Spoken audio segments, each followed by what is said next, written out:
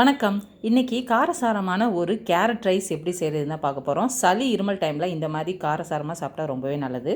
So ஒரு பேனில் எண்ணெயை ஊற்றிட்டு கடுகு கொஞ்சம் உளுத்தம்பருப்பு போட்டு நல்லா அதை ரோஸ்ட் பண்ணி எடுத்துடலாம். அதுக்கப்புறம் கேரட், பீன்ஸ், பொடி பொடியாக நறுக்குன பூண்டு, இஞ்சி பேஸ்ட்டு 1/2 ஸ்பூன், வெங்காயம், கருவேப்பிலை. ஸோ நம்ம கருவேப்பிலையும் காஞ்ச மிளகாவையும் போட்டு நல்லா திருப்பி அதை வதக்கி எடுத்துகிட்டு அதுக்கப்புறம் பொடி பொடியாக நறுக்கின பூண்டையும் இஞ்சி பேஸ்ட்டையும் அதில் போட்டு நல்லா வதக்கி எடுத்துடலாம்.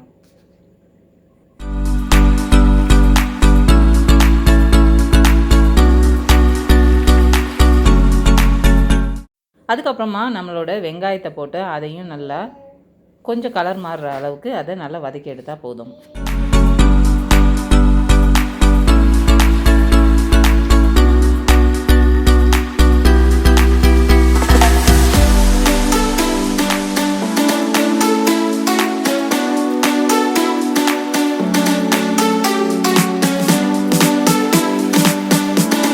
நெக்ஸ்ட்டு நம்ம உப்பு சேர்த்துக்கிறோம். தேவைக்கேற்ற அளவு நம்ம சேர்த்துக்கிட்டால் போதும்.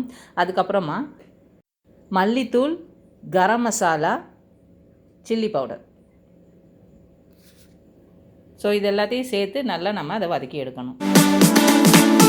கொஞ்சமாக கட் பண்ணியிருக்க பீன்ஸையும் அதில் போட்டுடலாம்.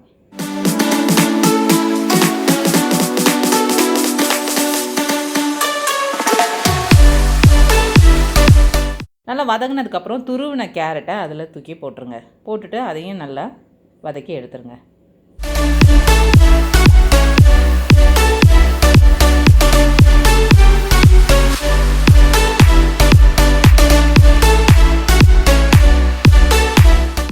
இப்போ வேக வச்ச சாதத்தை அதில் கொஞ்சம் கொஞ்சமாக ஆட் பண்ணி நல்லா கிளறி எடுத்துக்கலாம்.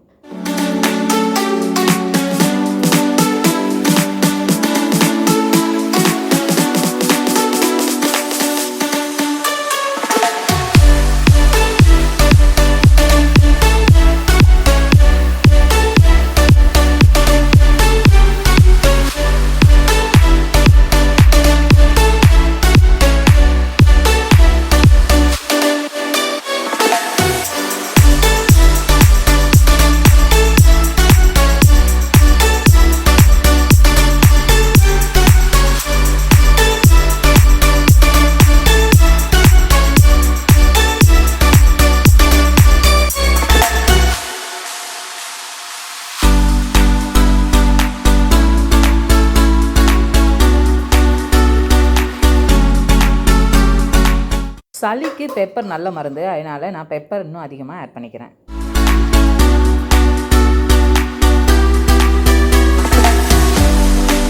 சாதத்தை போட்டு கிளறும் போது லோ ஃப்ளேமில் வச்சே நம்ம அதை கிளறிட்டே இருக்கலாம். ஒன்ஸ் நம்ம ஃபுல்லாக கிளறி முடிச்சதுக்கப்புறம் டர்ன் ஆஃப் பண்ணிடுங்க. காரசாரமான கேரட் ரைஸ் ரெடி ஆகிட்டு. இன்னும் அதிகமான காரத்துக்கு நான் இந்த மசாலா எல்லாத்தையும் தண்ணியில் கொதிக்க வச்சேன். என்ன தண்ணினா, நான் சாதம் வேக வைக்கிறேன்ல, அந்த தண்ணி கொதிக்கும் போதே அதில் இந்த மசாலா, அதாவது 2 மிளகு, 2 கிராம்பு, 1 சின்ன துண்டு பட்டை, 1 அன்னாசிப்பூ, அப்புறம் 1 பிரிஞ்சி இலையும் சேர்த்து கொதிக்க விட்டு அரிசி அதில் நம்ம வேக வச்சோன்னா ரொம்ப காரமாக நமக்கு சாப்பாடு கிடைக்கும். இந்த பதிவு பிடிச்சிருக்கும்னு நினைக்கிறேன். தேங்க்ஸ் ஃபார் வாட்சிங்.